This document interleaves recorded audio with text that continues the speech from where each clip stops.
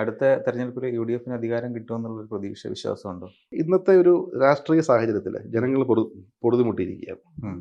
നമുക്ക് സമസ്ത മേഖലകളിലും പറയുന്ന ഒരു കെടുകാര്യസ്ഥിതി, അതിൻ്റെ തന്നെ ഫലമായി ഉണ്ടായിട്ടുള്ള ഭരണസ്തംഭനവും വികസന മുരടിപ്പും സാധാരണക്കാരുടെ ജീവിതം ഇന്നൊരു ഉപ്പ് തൊട്ട് കർപ്പൂരം വരെ എല്ലാത്തിനും വില കൂടിയിരിക്കുന്നു. അതിനെക്കുറിച്ച് സർക്കാർ ഒന്നും ചെയ്യുന്നില്ല.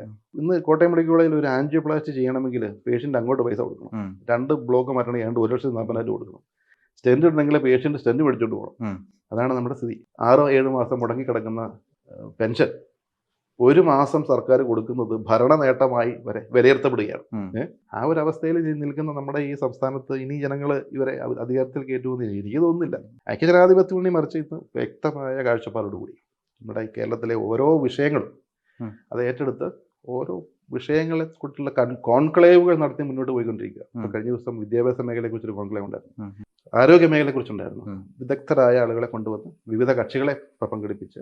അപ്പം നമ്മൾ ഇനി ജനങ്ങളോട് നമ്മൾ ഇറങ്ങുമ്പം പ്രശ്നങ്ങളുണ്ടെന്ന് പറയുന്നത് എളുപ്പമാണ്. അത് ചൂണ്ടിക്കാണിക്കാൻ എളുപ്പമാണ്, കാരണം എല്ലായിടത്തും പ്രശ്നങ്ങളാണ്. പക്ഷേ ഈ ഒരു പ്രശ്നത്തെ ഐക്യജനാധിപത്യ മുന്നണി അത് എങ്ങനെ കാണുന്നു? നമ്മൾ അധികാരത്തിൽ വന്നു കഴിഞ്ഞാൽ ഇതിനുള്ള പരിഹാര മാർഗങ്ങൾ എണ്ണി പറഞ്ഞ് വ്യക്തമായ ഒരു ആക്ഷൻ പ്ലാനോട് കൂടിയാണ് ഐക്യജനാധിപത്യ മുന്നണി വരുന്ന തെരഞ്ഞെടുപ്പിന് നേരിടാൻ പോകുന്നത്. കാരണം ഇനി എങ്ങനെ വേണം ഭരണം, എങ്ങനെ ഭരിക്കരുത് എന്ന് 9.5 വർഷമായിട്ട് നമ്മൾ കണ്ടുപഠിച്ചിട്ടുണ്ട്. എന്ത് ചെയ്യരുതെന്നുള്ളതിനെക്കുറിച്ചുള്ള ഐഡിയ ആൾക്കാർക്കായി. ഇനി എന്ത് ചെയ്യണം, ഇപ്പോഴുള്ള വിഷയങ്ങൾക്ക് എന്താണ് പരിഹാര മാർഗങ്ങൾ, അതും കൂടെ കണ്ടുപിടിച്ചതിന് ശേഷമേ ഐക്യജനാധിപത്യ മുന്നണി ഒരു സർക്കാർ രൂപീകരിക്കത്തുള്ളൂ. കയറിക്കഴിഞ്ഞാൽ അടുത്ത ദിവസം തൊട്ട് പരിഹാരക്രിയയുമായിട്ട് മുന്നോട്ട് പോകുന്ന ഒരു സർക്കാരായിരിക്കും ഐക്യജനാധിപത്യ മുന്നണി.